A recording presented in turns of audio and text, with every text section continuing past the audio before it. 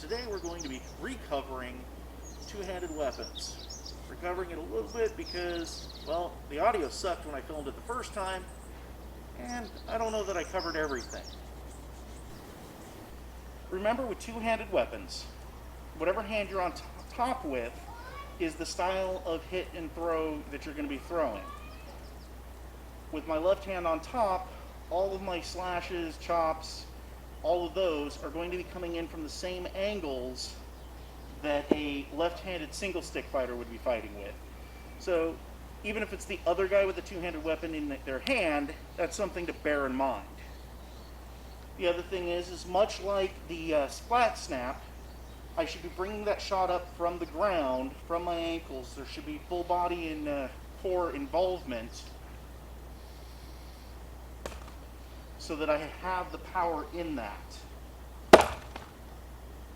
That's what the shot should look like. Whether I'm targeting low, offside, I should be bringing my body into it. Because if I keep my body static, even with the push-pull motion of my arms, there's just not that power into it. If I bring my body into it, I can put more power into it. Regardless of which type of two-handed weapon you're using, whether it's a long-hafted spear type or a shorter-handled sword type, you're going to want to follow the same basics of your stance that we discussed in the previous videos.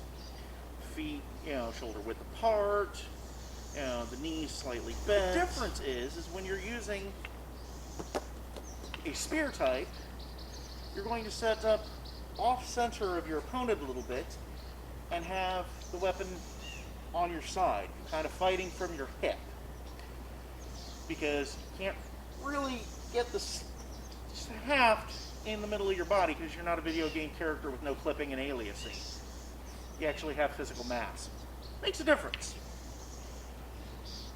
You're going to want to, with a spear type, instead of lining up your hips and shoulders on your opponent, you're going to want to offset them so that your weapon is lined up on them. With sword types, even if it's a longer hafted thing like a hammer or an axe, either way, if you're fighting more sword style, the hips and shoulders are going to be lined up with your opponent. You're going to fight from your navel, and you want to keep targeted all of this on your opponent as much as possible.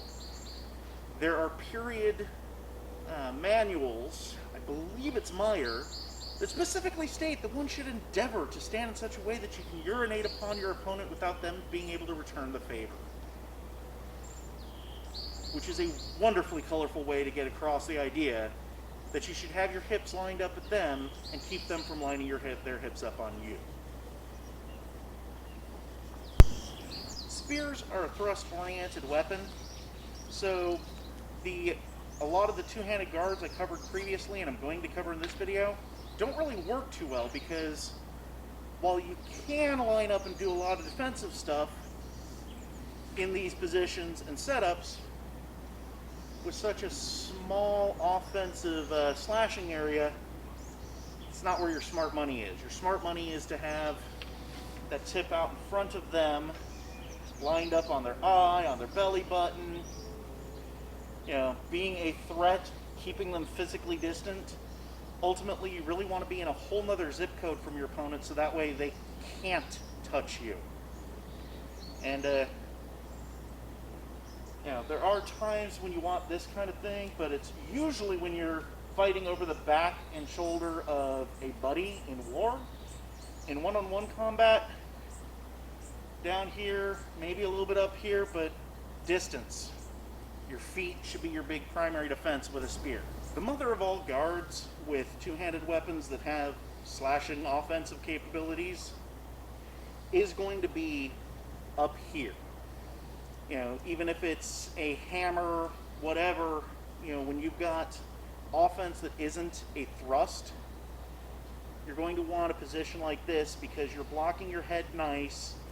You can void out and get your body away from things. You can drop it down to block your body, and you're set up to throw at their head either direction.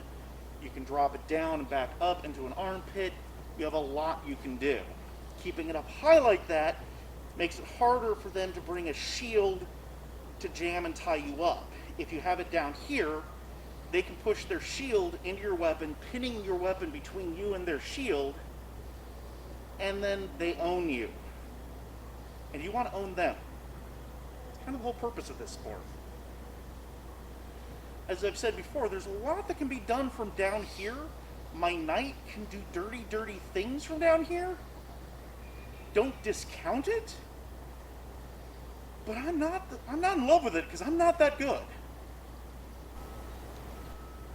So one of the disadvantages a spear has is when you get up close, all that extra handle that gives you a ton of range starts getting in your way.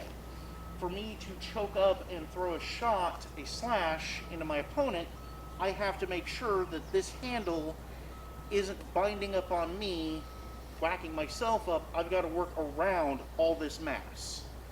Which is why you really want to keep distance, because you can stab them from a mile away. And while you can get a slash and hit in there, the shots that you can take are a little precluded because of the length here. Which is why you want to stay at a farther range any and every time you can manage it with such a weapon. Whereas the sword style, where you don't have as much length in your way and you have a longer surface to strike with, you can get into your opponent more without having the weapon whack yourself in the knees, in the gut, ground out on the ground. There's more you can do. You can still thrust a mile away, but since I've got more area to hit with, even if I end up this close, there's